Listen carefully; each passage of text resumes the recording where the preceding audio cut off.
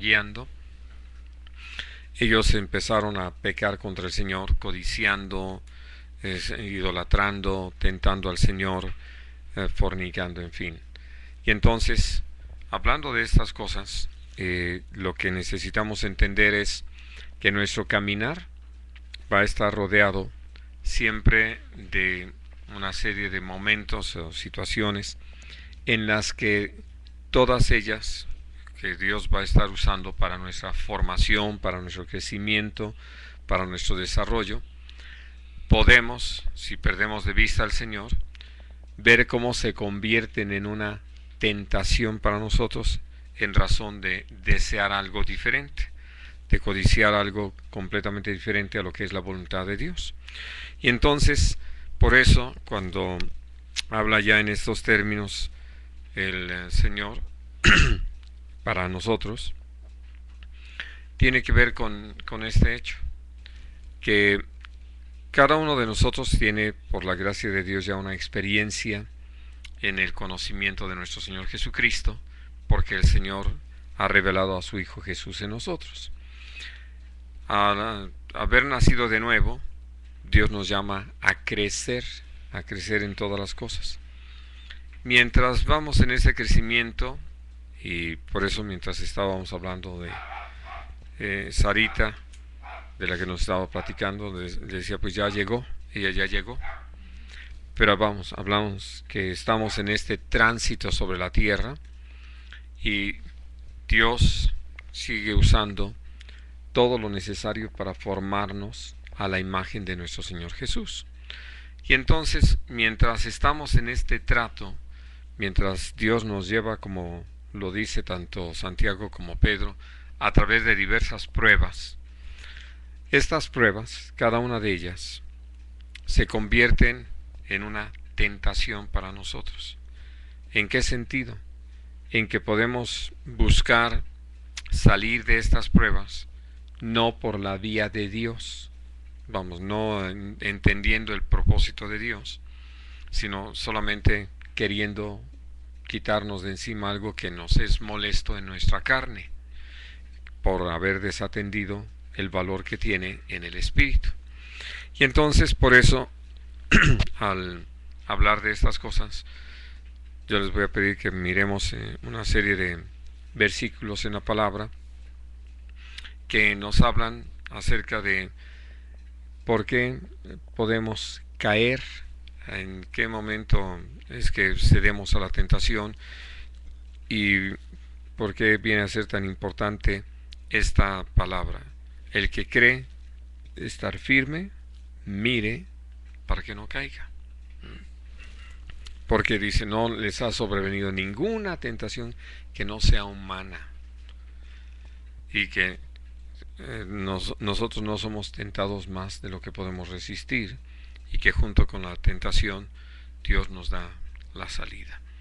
Entonces, si estamos atentos al Señor, nos vamos a dar cuenta de que tal como sucedió con nuestro Señor Jesucristo, al ser tentado por el diablo, esto no lo debilitó, no lo hizo menguar en su ánimo, no lo distrajo en el propósito, sino al contrario, lo llevó a afirmarse más en la visión de todo lo que era la tarea que estaba por delante. Sobre todo por haber tenido la bendición de resistir al diablo y ver que huyera de él. Es decir, haber vencido en medio de la tentación. Y esto lo fortaleció para seguir adelante y para poder dar ese fruto que pues glorifica a nuestro Padre Celestial.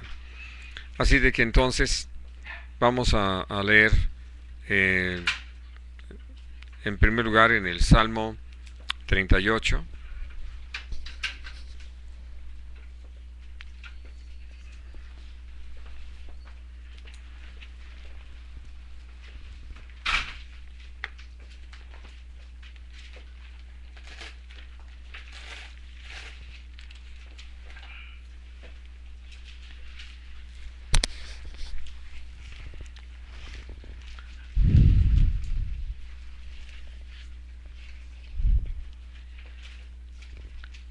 Y vamos a leer el versículo 17 y 18. Pero yo estoy a punto de caer y mi dolor está delante de mí continuamente. Por tanto, confesaré mi maldad y me contristaré por mi pecado. Hablando acerca de, así, de un momento. Ahora sí que qué sano es poder reconocer que está uno a punto de caer, ¿no? Y que esto está absolutamente relacionado con el hecho de que nosotros hemos dado lugar al pecado en cualquiera de sus formas y expresiones. Y por eso lo que David añadía aquí era eso. La razón que me lleve a confesar el pecado es que tengo esa conciencia de que estoy a punto de caer. Así que por eso voy a confesar mi pecado con esa decisión naturalmente de apartarme del mismo. Porque algo que nosotros tenemos que reconocer es que precisamente como lo leemos acá en 1 Corintios 10, la tentación que nos ha sobrevenido es humana, es algo que todos los seres humanos enfrentamos en mayor o menor proporción. Nadie está exento de ser tentado, ¿no? Pero aquí el punto que necesitamos mirar es como si nosotros descuidamos nuestra relación con Dios, algo de lo que hemos hablado, la renovación en esta relación con Dios, pues simplemente empezamos a dar lugar al pecado. Déjenme señalar algo tan práctico. Dios nos ha llamado a tener esa comunión desde que abrimos los ojos, ¿no? Desde que volvemos a tener conciencia después del sueño. Y uno puede dar lugar a la pereza, a la flojera, y decir otro ratito, ¿no? Y simplemente, sí, dejamos que pase el tiempo, un tiempo que pudiéramos haber aprovechado. No sé si les pasa como a un servidor. Realmente ya cuando yo me despierto, no me vuelvo a dormir. Aunque he intentado, ¿no? Ahora sí que hasta me pongo en posición vertical para intentar. Nada más no lo logro. Por eso ahora sí que ya estoy completamente convencido de que no tiene caso. Ya más vale levantarse. Pero hablo de que da uno un lugar a eso. Y hasta se puede acurrucar así como para...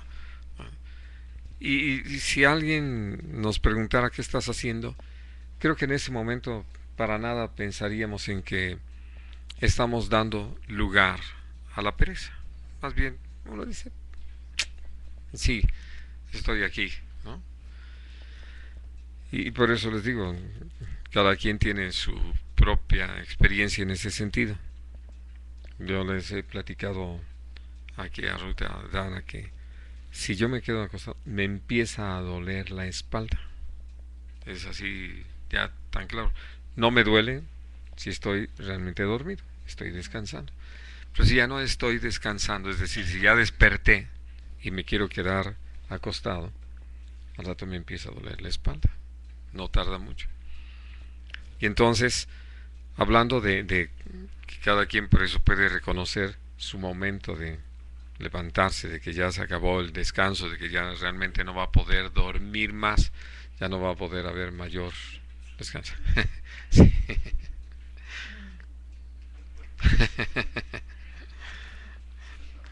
Suele suceder. Bueno, y entonces, sí, así empiezan los robos.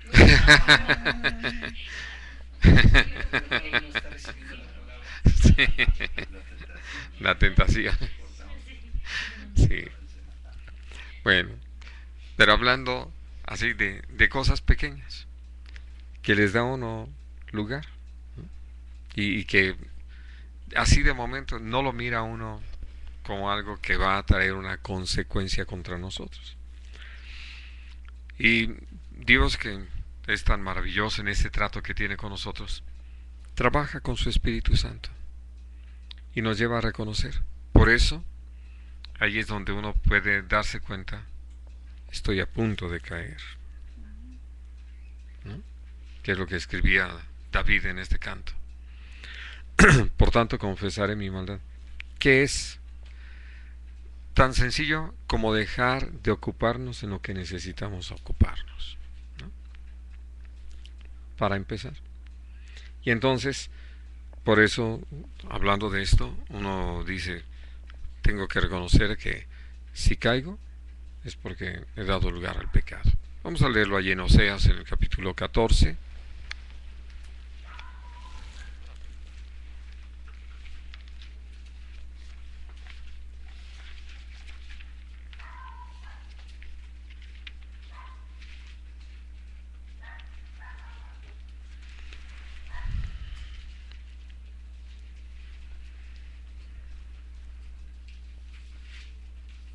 Y vamos a leer los versículos 1 y 2. 14. 1 y 2. Vuelve, oh Israel, a Dios, al Señor tu Dios, porque por tu pecado has caído. Llevad con vosotros palabras de súplica y volver a Dios y decirle, quita toda iniquidad y acepta el bien, y te ofreceremos la ofrenda de nuestros labios. Ahora, aquí, evidentemente, por lo que podemos leer, viene todo este reconocimiento. Bueno, esta es una palabra de parte del Señor. ¿En qué sentido? De simplemente, por tu pecado has caído, ¿no? Es decir, claro, la historia más espantosa, podemos decir, en ese sentido, tiene que ver naturalmente con el diablo. Tanto en el relato del capítulo 14 de Isaías como en el 28 de Ezequiel, habla de qué es lo que llevó al diablo a esta caída, por su pecado, no por otra cosa. Es decir, no hay nada a lo que nosotros podamos echar la culpa para quitarla de sobre nosotros si caemos. Si nosotros caemos es por nuestro pecado, no hay más, ¿no? Y voy a pedirles que, ya que andamos ahí muy cerca, vamos a el libro del profeta Miqueas.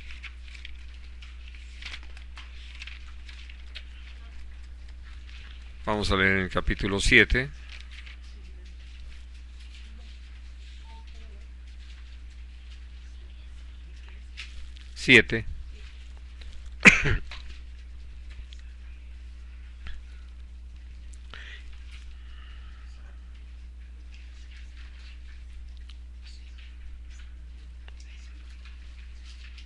Y vamos a leer del versículo 8 al versículo 10.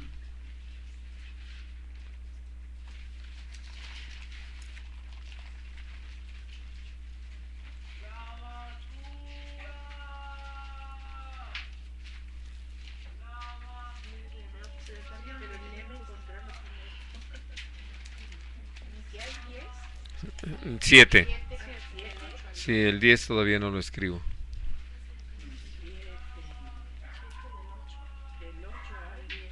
Al 10.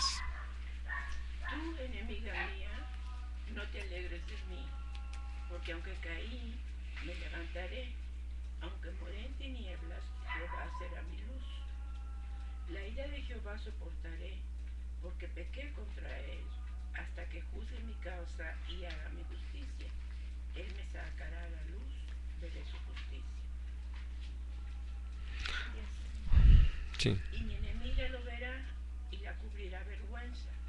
La que me decía, ¿dónde está Jehová tu Dios? Mis ojos la verán. Ahora será hollada como todo, Como lobo. como lobo de las calles. Ahora, este es el punto tal vez más necesario para nosotros. Como lo dice aquí, ¿no? Aunque caí, me levantaré. Y hablando acerca de una decisión que se requiere tomar, muy, muy importante en la vida de un creyente, porque nosotros estamos hablando aquí de una carta escrita a creyentes, como es Primera de Corintios. Hay un llamado de parte de Dios precisamente a no a caer, porque sin duda Dios nos está llamando a no caer, y para eso nos ha pedido que miremos, ¿no? Pero algo que necesitamos entender es esto: si caigo, lo peor que puedo hacer es quedarme tirado, porque eso, vamos, muchos lo hacen en este sentido, pecan y justifican su pecado. ¿Qué logran con eso? Quedarse tirados, es decir, no se reponen de su caída. Eso, el querer justificar el pecado que cometemos nunca nos va a permitir ponernos en pie. Y entonces, por eso aquí, en todo este pasaje, viene esto: cómo va a haber quien nos ataque. Y ustedes lo han oído de esta manera: y se dice cristiano, ¿no? Bueno, sí, el problema no es, insisto, haber tropezado y caído, sino no levantarse. Bueno, ahora vamos a leer en el libro de Proverbios esto que el Señor habla precisamente sobre los justos, hablando de algo que el Señor expresó de una manera muy singular en el capítulo 24 de Proverbios.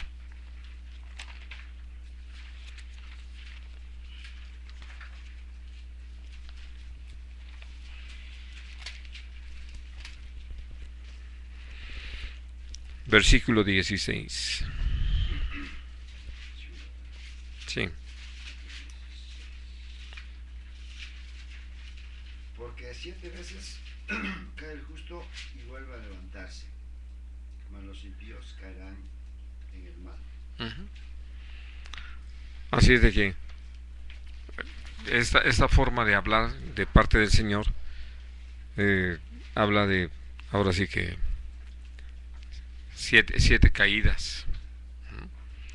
Bueno, lo digo en este sentido, que el Señor usa esto como una expresión, donde sí, alguien que está caminando con Dios se descuida, tropieza, cae.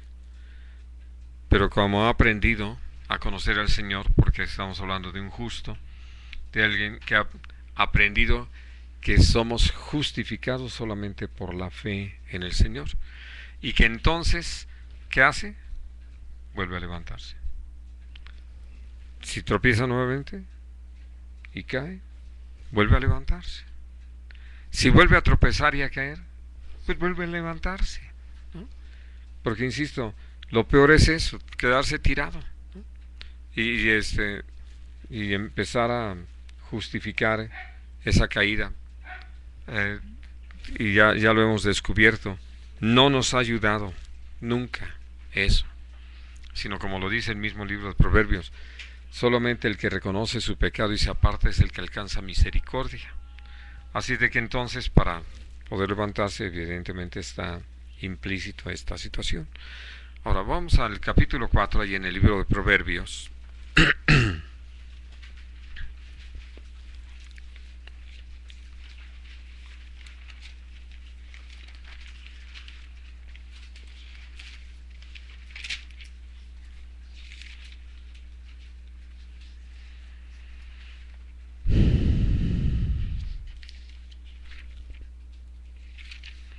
Vamos a leer del versículo 24 al versículo 27.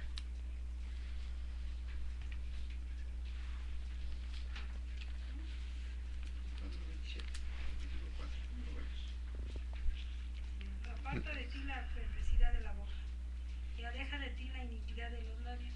Tus ojos miren lo recto y diríjanse tus párpados hacia lo que tienes delante. Examina la senda de tus pies y todos tus caminos sean rectos. No te desvíes a la derecha ni a la izquierda. Aparta tu pie del mal. Ahora, precisamente por cuanto tenemos esa oportunidad de oír al Señor, esa bendición de poder considerar su mensaje, pues nos damos cuenta de esto, de cómo Dios nos ha hablado de aquello que en un momento dado va a propiciar la caída, y nos llama a que apartemos de nosotros esa perversidad de nuestra boca, de nuestros labios, esa iniquidad, porque finalmente lo hemos aprendido, de la abundancia del corazón es lo que habla la boca. Eso habla de algo que necesitamos cuidar. Si lo miran en el versículo anterior, en realidad es muy bueno añadirlo, ¿no? El versículo 23, sobre toda cosa guardada, guarda tu corazón, porque de él mana la vida, ¿no? Y entonces dice, tus ojos miren lo recto. Necesitamos ahora sí que mirar a eso. ¿Por qué? Como lo dice el Salmo 73, cuando vi la prosperidad de los impíos. Cuando en vez de mirar lo recto, empecé a mirar hacia la prosperidad de los impíos, mis pies casi resbalaron, ¿no? Ya iba yo de caída. Así que volviendo al Salmo 38, ¿no? Estoy a punto de caer. ¿Por qué? Por estar mirando lo que no necesito mirar. Y como lo añade aquí, examina la senda de tus pies. ¿Por qué? Porque como lo hemos dicho, cuando tropezamos es porque no nos fijamos por dónde vamos caminando. Ya sea porque nos distrajimos o andamos jugando al cieguito, ¿ah? Y entonces nos vamos a tropezar con lo que no sabemos que está ahí como un estorbo. Y Dios por eso nos llama a que con todo cuidado nosotros miremos las cosas. Y aquí viene algo que creo que es muy necesario que atendamos. El apóstol Pablo, al escribirle también a los creyentes en Corinto, les habló de uno de los pecados que cometemos muy comúnmente. Vamos a leer allí en 2 de Corintios, en el capítulo 10.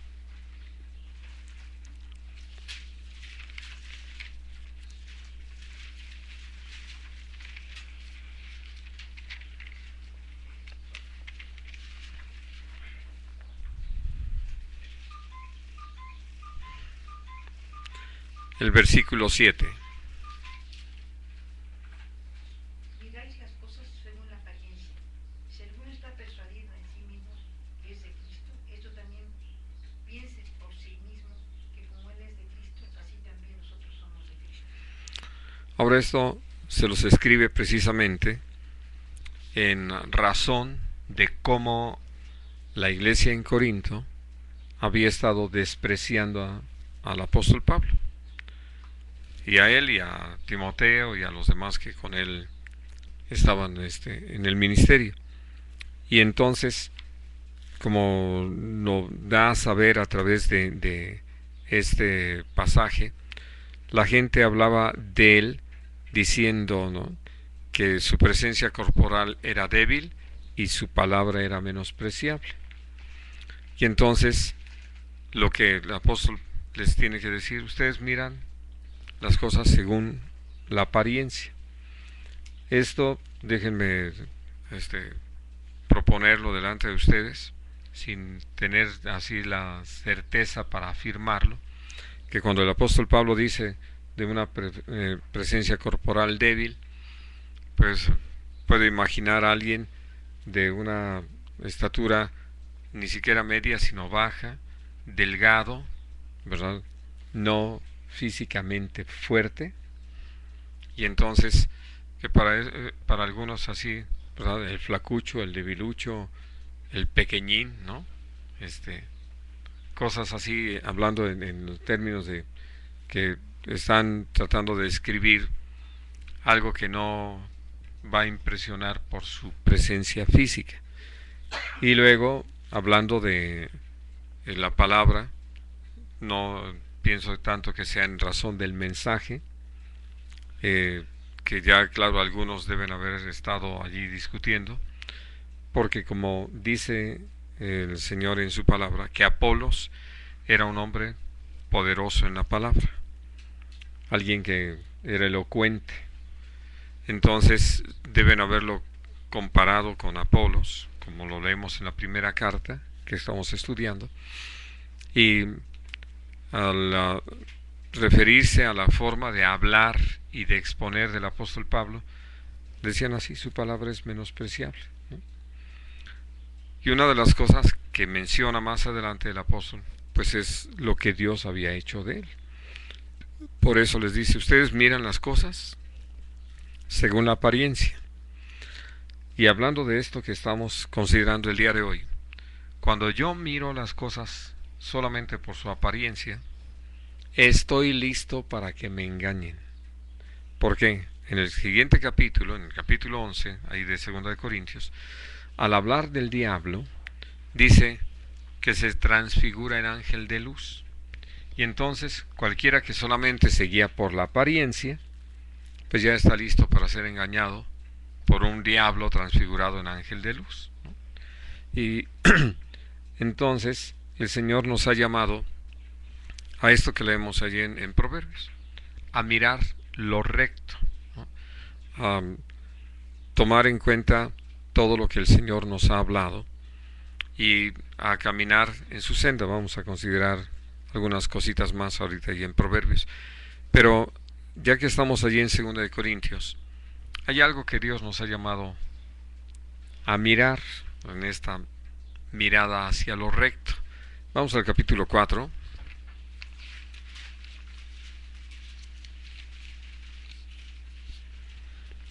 Vamos a leer el versículo 18.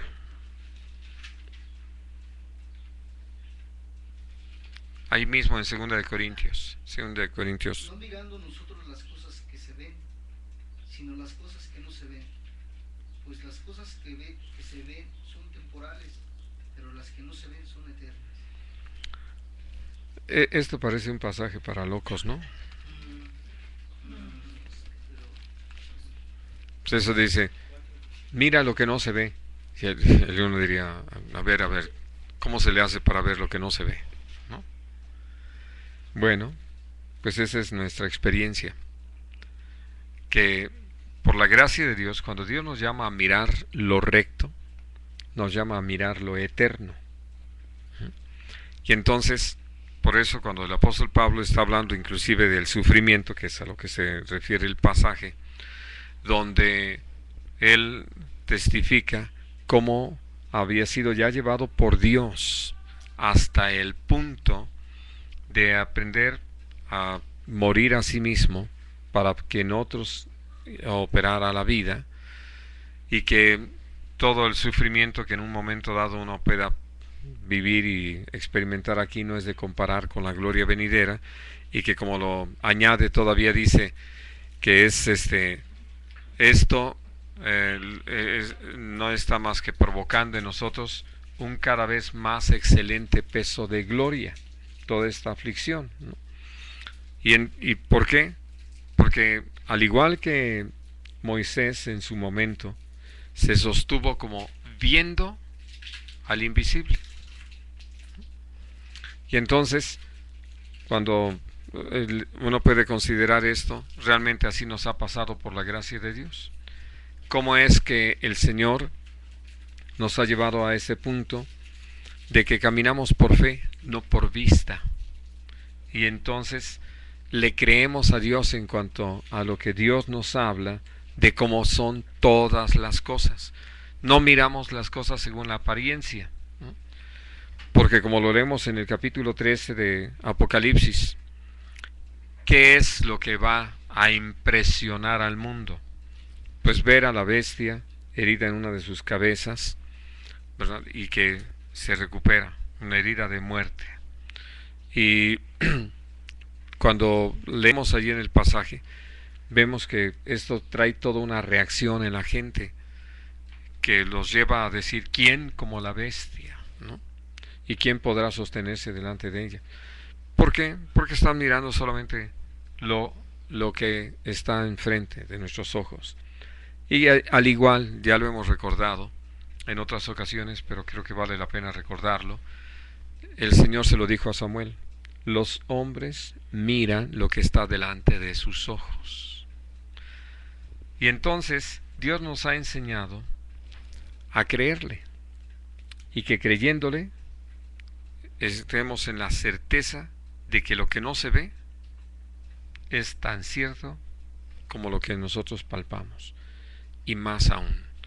Y entonces por eso dice que nosotros por la gracia de Dios tenemos ya esta experiencia, de que no nos basamos en lo que se ve, sino en lo que no se ve, ¿no? Por eso les decía de repente eso de mirar, mirando lo que no se ve, pues uno dice, estás hablando de algo absurdo, ¿no? De algo imposible. Sí, para el hombre, sí, para el que se maneja solamente por, ahora sí que lo que sus 5 sentidos físicos perciben. Nosotros sabemos que Dios es Dios por lo que ha hecho en nosotros, ¿no? No solamente porque ya estuvimos estudiando mucho este asunto, nos metimos estas ideas en la cabeza, sino gracias a Dios hemos vivido la vida en el Espíritu, la vida de Jesús en nosotros. Sabemos lo que es el mover del Espíritu Santo. Esto que estábamos hablando hace un momento, hemos experimentado cómo el Espíritu Santo nos redarguye cuando nosotros damos lugar al pecado. Ahora sí que lo maravilloso es que es tan sensible al pecado que no importa qué tan pequeño sea, avisa, ¿no? Ahora sí que mejor que detector de sismos. Aquí en el sismo de 0.000001 avisa, ¿no? Es decir, no deja pasar nada, gracias a Dios. Esta es la confianza que tenemos en esa obra que el Señor realiza. Ahora, volviendo al libro de Proverbios, en el capítulo 3.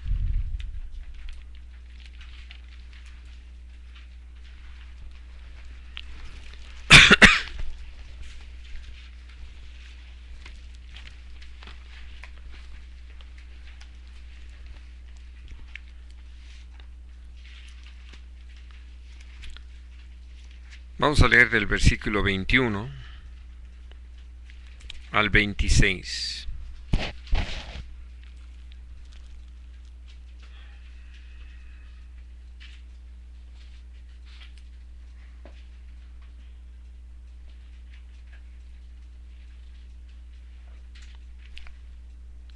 Hermana Isaura. Sí. Hijo mío, no se aparten estas cosas de tus labios, guarda la ley. No, de tus ojos. ¿Perdón? De tus ojos. Así, guarda de tus ojos. No. A ver. Hijo mío, no se aparten estas cosas de tus ojos, guarda la ley y el consejo, y será vida a tu alma y gracia a tu cuello. Entonces andarán por tu camino confiadamente, y tu pie no tropezará. Cuando te acuestes no tendrás temor, sino que te acostarás y tu sueño será grato. No tendrás temor de pavor de repentino, ni de la ruina de los impíos cuando vinieren, porque Jehová será tu confianza, y él perseverará tu pie de quedar Preso. Así es. Y entonces, si yo estoy mirando a lo recto, estoy mirando atentamente, si miro a lo eterno, lo que va a suceder simplemente es que puedo vivir así, con tranquilidad, confiado, puedo irme a descansar en paz, a dormir en paz. No estoy preocupado por las cosas aún que están delante de mis ojos, es decir, de lo que sí se ve, como nos está sucediendo en este momento. Que si nosotros simplemente por todas las cosas que se están viendo, ¿no?, dejáramos que eso influyera en nuestro ánimo, como lo hemos dicho en otras ocasiones, nos quedaríamos encerrados en nuestra casa, ¿verdad? Y tal vez pondríamos mirillas hasta en las paredes para andar vigilando a ver si no hay algún peligro a la vista. Y viviendo dominados por el temor, por el miedo, en vez de descansar simplemente en el Señor. Porque Si algo hemos aprendido es que nuestra vida está escondida con Cristo en Dios. Es decir, Él nos tiene en sus manos y Él sí nos ha llamado naturalmente, otra vez usando esta expresión, a que miremos. No vamos a ser imprudentes. Por eso vamos a hablar un poquito adelante del asunto de la tentación. Pero hablando hasta este punto, lo que uno puede mirar es cómo al atender a lo que Dios nos ha indicado, tal como lo dice en el versículo 23, entonces andarás por tu camino confiadamente, y tu pie no tropezará. Evitamos las caídas, ¿no? ¿Por qué? Porque estamos haciéndole caso al Señor. Mire y no caiga. Y entonces, por la gracia de Dios, vamos a ver que todo esto nos lleva a tener en toda nuestra experiencia como personas la certeza, la seguridad de cómo Dios está presente, de cómo Dios está obrando, de cómo nos tiene en sus manos. Muy bien, ahora retomando un poquito el pasaje de 1 Corintios 10, dice, no nos ha sobrevenido ninguna tentación que no sea humana, ¿no? Hablando de qué cosas enfrentamos todos los días. Y voy a usar solamente un ejemplo en la palabra de Dios, que lo dice así muy, muy claramente, y que vamos a mirar ahora sí que mucho de su contexto en primera de Timoteo, en el capítulo 6.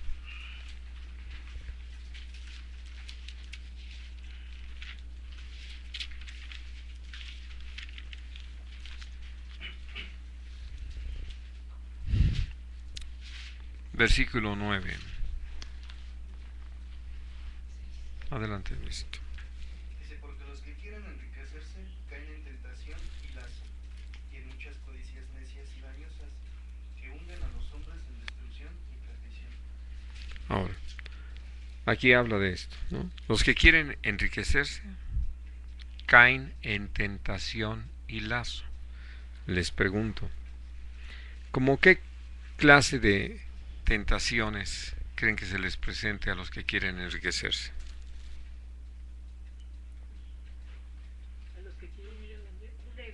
No, se quedan en su lugar, pero ahí quieren ser ricos.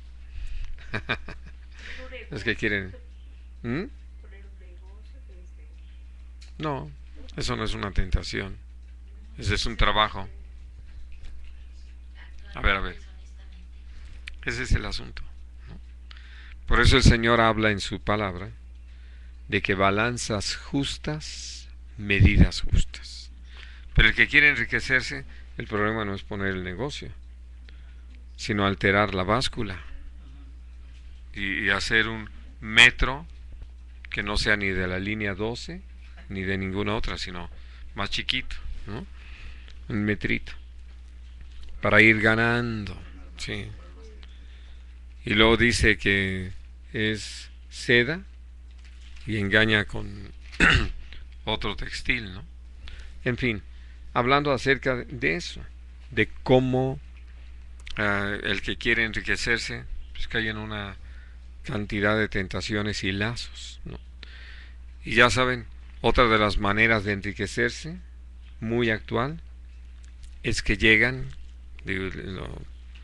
viví allí cerca de una hermana que me había pedido en aquellos momentos un apoyo para lograr vender una casa y que la auxiliara en cuanto a los trámites. Ella tenía un negocio de un servicio eléctrico para los autos, y entonces el hijo, que empezó a ocuparse del trabajo, cayó en una de estas tentaciones, porque llegó una persona y le dijo, le vendo un lotecito de de alternadores, ¿no? Y entonces ya pues él platicaba que al principio le dijo, no, ahorita me detengo y que no sé qué. mire, se los voy a dar muy baratos. Se los ofreció en el 25% de lo que normalmente él pagaba. Y se los compró. Y entonces, cuando la hermana se enteró, por eso fue que yo supe, y me pidió que hablara con el hijo, me dice, pero es que los puedo revolver ahí entre todos, ¿no? Sí, le dije, pero si le siguen la pista a este hombre, la policía va a llegar aquí. Y si no puede demostrar que tiene una factura de compra de todo eso, a la cárcel por estar comprando robado. Porque esa es una de las grandes tentaciones. Y ahorita todo esto que sabemos, ¿no? El famoso comercio informal, y que ya digo, ya es escandaloso, de cómo es que lo dicen aún en las noticias, ¿no? La mayoría de las cosas son robadas. Ahí han dado los reporteros haciendo sus investigaciones. Dice, ¿por qué pueden, claro, estoy hablando de los que dan así muy barato, ¿por qué pueden dar tan barato? Es robado. O la piratería, ¿no? Esa es otra forma de hacerse ricos, pirateando, ¿no? O lo que ha sucedido de algunos que se roban la inspiración de otros, ¿no? Y entonces presentan ya sea obras musicales o literarias como propias, siendo que la autoría es de otra persona. Son verdaderos plagios. Y cuando uno empieza a pensar en esto, ¿no? Por eso lo ponemos de ejemplo, porque podemos decir es una de las tentaciones más comunes, la de hacerse ricos, de la gente que quiere hacerse ricos. ¿Por qué? Porque relacionan la riqueza con el poder, con el placer, o sea, con la sí, y el cumplimiento de los sueños, ¿no? Porque si tienen dinero, entonces pueden hacer esto y pueden hacer aquello y lo demás allá. Y entonces, por eso puedo decir que es una de las tentaciones más fuertes, no la única, pero las más fuertes. Casi podemos decir que esta va a llevar a otras, ¿no? Porque, aún como lo dice aquí, caen en tentación y lazo. ¿Saben por qué lo del lazo?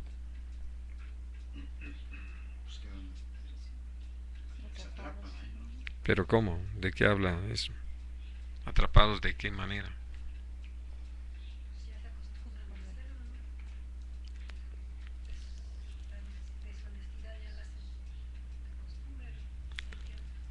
Pues no solamente eso, sino algo que muchos ya han descubierto. Viene otra vez el vendedor de robado. No, dice, no, ahora no te compro, ahora me compras o... ¿verdad? Y son las cosas que se dan, es decir, son historias que se han repetido millones de veces. Y entonces todo esto va propiciando precisamente que las cosas vayan atrapando cada vez más fuerte. Y todo por querer enriquecerse. Ahora, por eso Dios nos ha llamado a que entendamos, ahora sí, qué está atrás, de qué se trata esta situación de la tentación.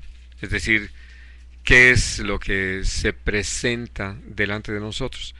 En el 10º mandamiento, cuando el Señor dice, no codiciarás, y enlista desde la mujer del prójimo hasta lo más pequeño que alguien pueda tener, está hablando de eso, de cómo lo que yo voy a hacer es dejarme llevar por un deseo torcido, la codicia, y entonces todo porque simplemente se presentó delante de mí algo que no tomé la decisión que requería, ¿no?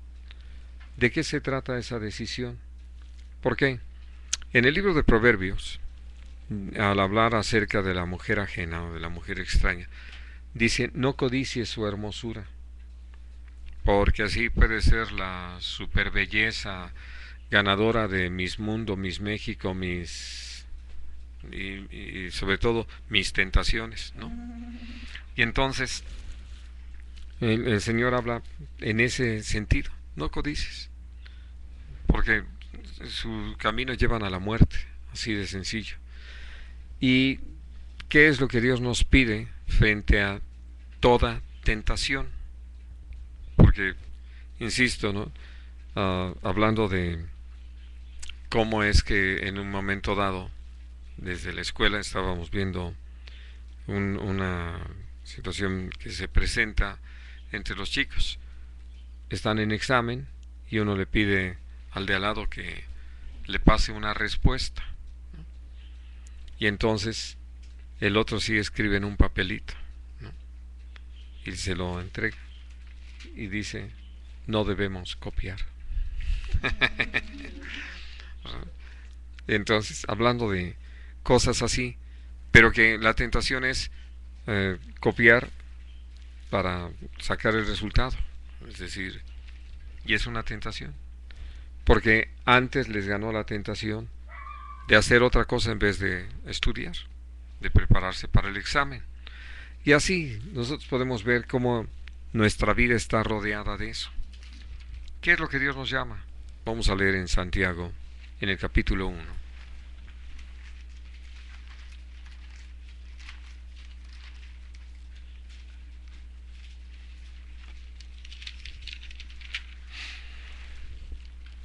Versículo 12.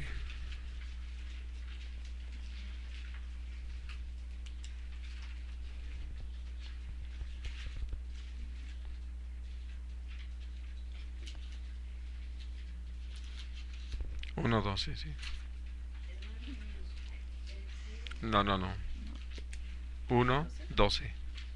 Santiago. No el 2, sino 12.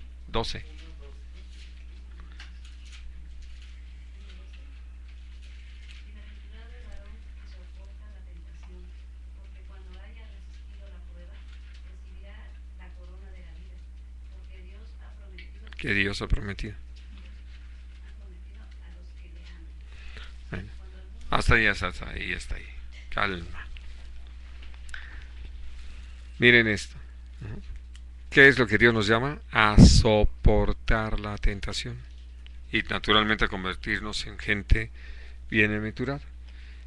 Y que nuestra razón de soportar la tentación es por amor a Dios. Y que naturalmente, cuando Dios nos llama a soportar la tentación, nunca nos está pidiendo que lo hagamos en nuestras fuerzas. Por eso voy a pedirles que vayamos hasta el Evangelio de Mateo. Vamos a leer allí en el capítulo 26 esto que nuestro Señor Jesucristo les enseñó.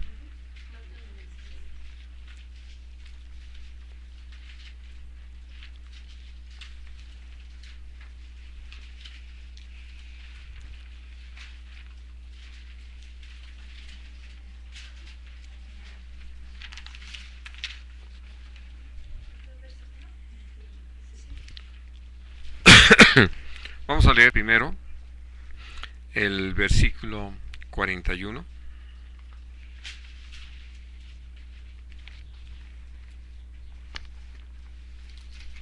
Y orando, para que no entréis en tentación. El espíritu a la verdad está dispuesto, pero la carne es débil. Ahora fíjense bien. Dice: velen y oren para que no entren en tentación.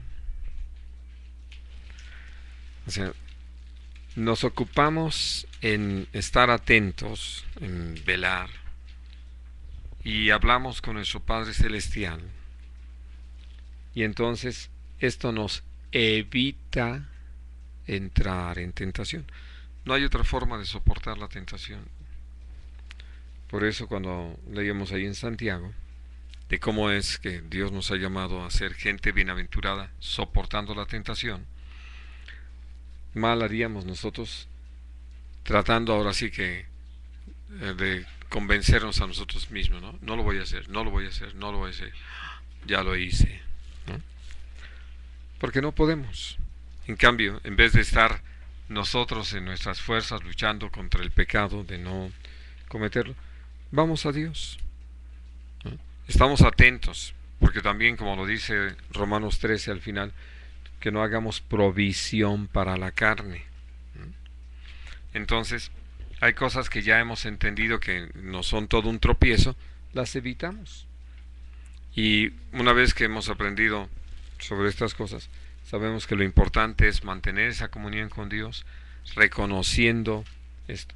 Y vamos a leer, les decía, leemos primero esto, de velar y orar, para no entrar en tentación, porque el espíritu a la verdad está dispuesto, pero la carne enferma. Y entonces vamos a ver que nos dice que velemos y oremos. Vamos al capítulo 6 de Mateo.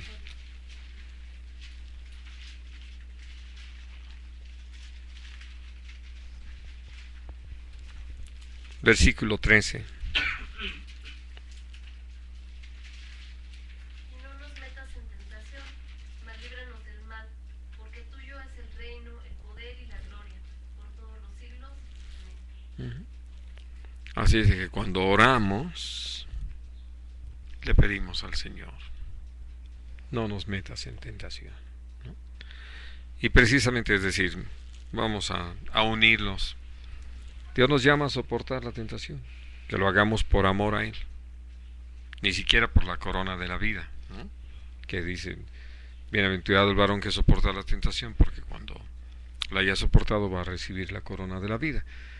Si nosotros nada más estamos mirando a eso, evidentemente nos vamos a equivocar. Teníamos la oportunidad de estar escuchando un canto que me bendijo mucho esa expresión, ¿no?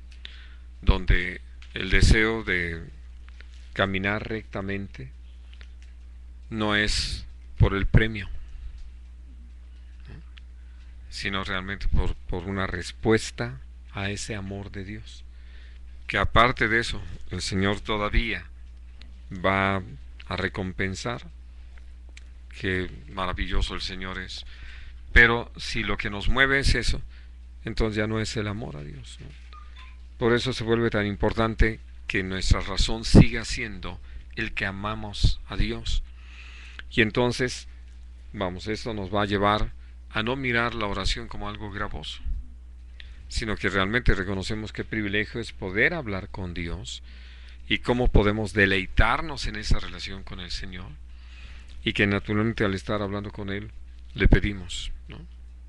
No nos dejes caer en tentación, no nos metas en tentación, sino líbranos del mal, porque sabemos, como lo dice la palabra, que el diablo está como león rugiente alrededor nuestro buscando a quien devorar. Algunos ya quedan los puros huesitos y todavía no se dan cuenta. Y entonces, por eso, volviendo hacia esto que el Señor nos enseña, nosotros le rogamos a Dios. Y vamos a ver lo que escribió el apóstol Pedro, guiado por el Señor, segunda de Pedro,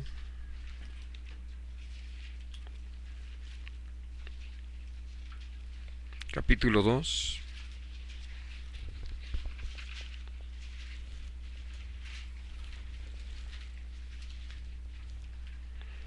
y el versículo 9.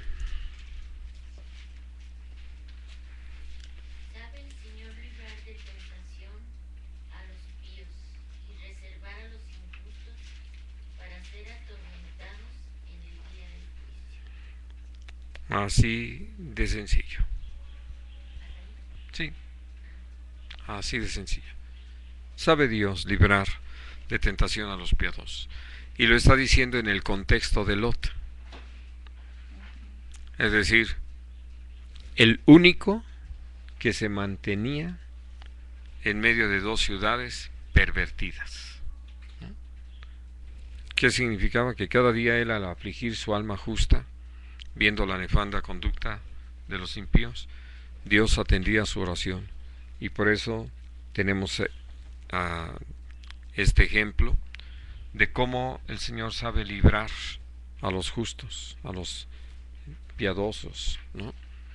Y lo más importante para nosotros en este caso es no solamente el hecho de que lo sacó de Sodoma y Gomorra cuando vino la destrucción, sino que lo había sostenido todo el tiempo para que él no cayera, no cediera a la presión del pecado y no se entregara a la práctica del mismo, diciendo, pues si todos lo hacen, ¿no?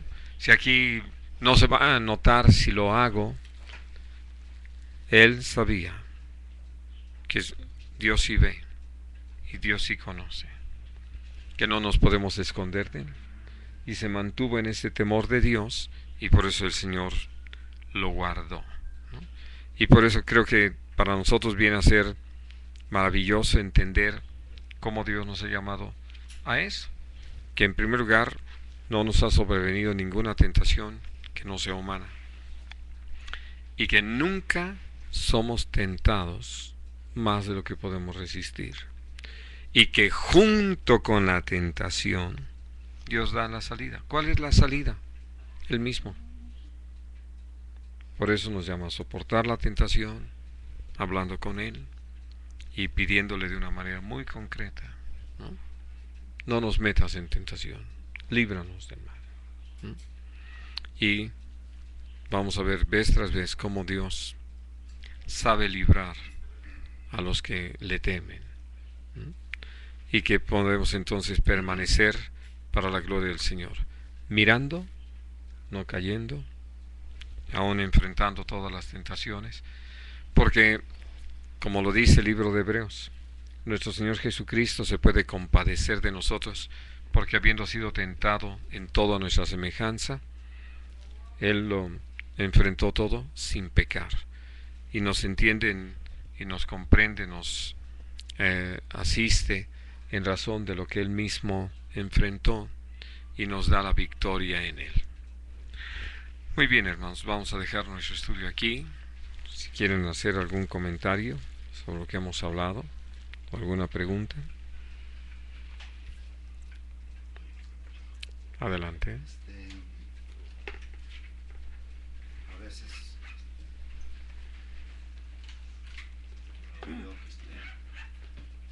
por amor, se dice por amor, se cede a ciertas, digamos, caer por amor, como se oye, por ejemplo, los chicos, los pongo como ejemplo, la prueba de amor. Si me amo, pues campo la prueba de amor. Y pudiera para entenderse que nos está amando, entonces por amor no hay ningún pecado, ¿no? Pues, por amor. Pero creo que ahí hay que diferenciar muy bien pues, qué es realmente el amor. Uh-huh. Que es el amor real del Señor. Porque aún hay un pasaje, no recuerdo cuando una mujer decía, amó mucho, como que les perdonaron, creo que era ramera o algo así. Sí, a la que mucho le es perdonado, mucho agradece. Mucho agradece, mucho agradece. Yo creo que ahí a veces se confunde, ¿no? La cuestión de que la concupiscencia viene siendo también se habla de la tentación también, es la tentación en sí. Sí, nadie es tentado sino de su propio deseo. Ajá. Y esta existe en el hombre en diferentes situaciones, de diferentes maneras.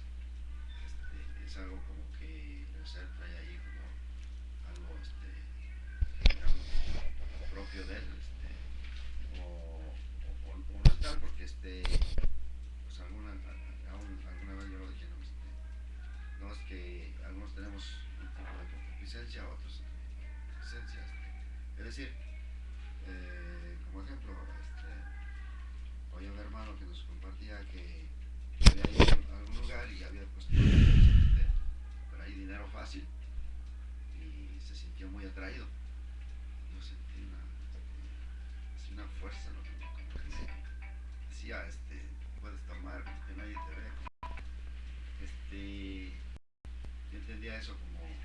concupiscencia.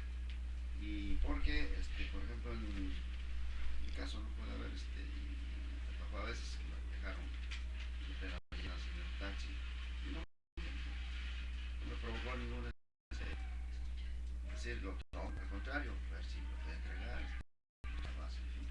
Pero así otras situaciones que tal vez algunos son más atraídos en ciertas cosas que otros. Es algo ahí como que ya pues cada quien tiene situación de concupiscencia, o es algo que sí, que la persona lo genera, lo provoca, no sé si me explico. No, pero tratar de entenderte. Digo, Preguntas, ¿no? sí. La primera y la Mire, segunda. en primer lugar, lo que creo que sí es importante entender es que deseos torcidos son situación de todos los seres humanos a los que enfrentarnos y desearlos de nuestra vida. Pero no que uno los tenga más y otros los tenga. No necesitamos hablarnos de eso. Pero entiendo que en parte a lo que tú te referías es que hay gente que tiene problemas con el alcohol, hay gente que tiene problemas con el sexo, ¿no? Hay con la comida, sí. Y entonces, más que los demás, sí. Y que llega un momento que, como me estás platicando acerca de esto que te ha sucedido, de las oportunidades hasta de malinterpretarlo diciendo, ay, Dios sabía que lo necesitaba y por eso este hombre dejó aquí su cartera con dinero, ¿no? No, más bien nos está probando en cuanto a cómo es que nosotros queremos resolver las cosas. Por eso, por ahí empezábamos el estudio de hoy. Porque en las pruebas a través de las cuales Dios nos lleva para formarnos, para perfeccionarnos, Dios nos lleva a situaciones así, ¿no? Como lo podemos ver en el caso mismo de nuestro Señor Jesucristo. El Espíritu Santo lleva a nuestro Señor Jesús al desierto, lo guía para esos 40 días. Después de esos 40 días, Él tiene hambre, y creo que uno puede entender que sí tenía hambre, no estaba exagerando la nota. Y la tentación es escuchar la propuesta del diablo de cómo resolver su hambre. Y entonces siempre habrá eso. De tal manera que, hablando de la gente que tiene problemas con el alcohol, hasta le sudan las manos nada más de ver allí una botella de perfume, porque sabe que tiene alcohol, ¿no? En cambio, quienes nunca hemos tenido problemas con el alcohol, nos pueden poner y nos dicen, no, y es que esto es un licor finísimo, cosas así, y uno dice, pues, a mí me parece igual, ¿no? Llama la atención. Pues sí. Y así en otras cosas. Así es. Por eso uno puede entender que hay quienes se van entregando a situaciones de tal manera que desean todo lo malo. Han ido entregándose a eso. Pero claramente el apóstol Pablo, en el capítulo 7 de realmente Dios, a lo que nos y el último mandamiento, ley no codiciarás. Yo no tendría pecado, pero por cuanto la ley dice no codiciarás, resulta que el por el mandamiento revivió y a mí me mató, ¿no? ¿A dónde me llevó a descubrir que el mal está en mí? Esto es, en mi carne, ¿no? Y que en la carne estoy vendido al pecado. El poder entender o atender a esto nos lleva a entender también la necesidad de estar delante de Dios, para ser fortalecidos por el Señor a fin de poder vencer la tentación. Porque de otra manera, como lo mencionaba hace unos momentos, si yo quiero vencer la tentación, ¿no? Si yo creo que, si tengo problemas con el alcohol, si yo creo que la forma de vencer el alcohol es cada vez que me acerco a un lugar donde hay una vinatería, un bar, es cruzarme la calle o coger otra ruta, no, nunca. Realmente no es la forma, eso es la forma humana. Lo que yo necesito es llenarme del Señor. Y lo dice de alguna manera muy práctica y efectiva, ¿no? No se embriaguen con vino, menos del Espíritu Santo. Entonces, lo único que muy claramente es la luz, llenarnos de nuestro Señor Jesucristo para poder tener victoria, ¿no? Y entonces, hablando de cómo es que muchos cometen el pecado, bueno, porque le dan lugar al deseo de la carne. Y entonces, por eso este orden que aparece allí en Santiago 1. Nadie es tentado sino de su propia concupiscencia, de su propio deseo torcido. Esta concupiscencia da a luz el pecado, y el pecado a su vez da o engendra la muerte. Es decir, se hace la cadenita. Pero todo empieza porque alguien dejó que en su ser hubiera ese deseo torcido.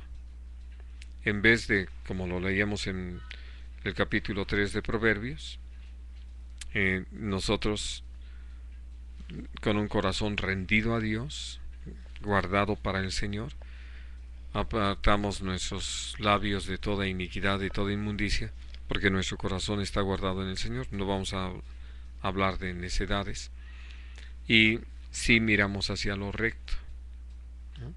Y buscamos agradar al Señor. Sabemos que la única forma de hacerlo es llenos de su Espíritu. Cuando hubiera algún deseo, mirar si este es torcido a la luz del Señor. Es que cualquier deseo se puede torcer si tú te obsesionas en que se cumpla, aún lo más correcto. Pero hay deseos que sí se cumplen, ¿no? Como deseas comer algo y comes. Ya tú sabrás cómo lo haces. Pero eso es sano, digamos, un pastel o lo que deseas. No necesariamente. No. ¿Hasta dónde? Sí, porque Sí, es que, mira, si yo quiero comer, no un pastel, no me gusta, ¿no? Una pizza. Claro. Pues puedo llegar en el momento que va saliendo alguien en Domino's y se la arrebato y ya me la como, ¿no? Y lo hago porque tal vez no tengo para comprármela, pero como tengo el deseo y me obsesiono con el deseo, pues yo veo cómo le hago para comer. Ahí es donde lo torcemos. Por eso Dios nos ha llamado a que todo eso lo entreguemos a Él. Y esto que hemos aprendido de una manera sencilla. Si al Señor le parece bien y nos da la vida, haremos esto o aquello, ¿no? Siempre y cuando Dios lo quiera. Pero no estoy obsesionado. Lo entrego. Cuando está así un enfermo y sabe que no debe de comerlo y botarlo.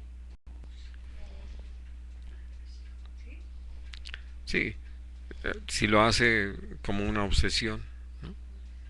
Porque sí, porque vamos, hablando de esto, de la enfermedad, si alguien come algo y le hace daño, ¿no?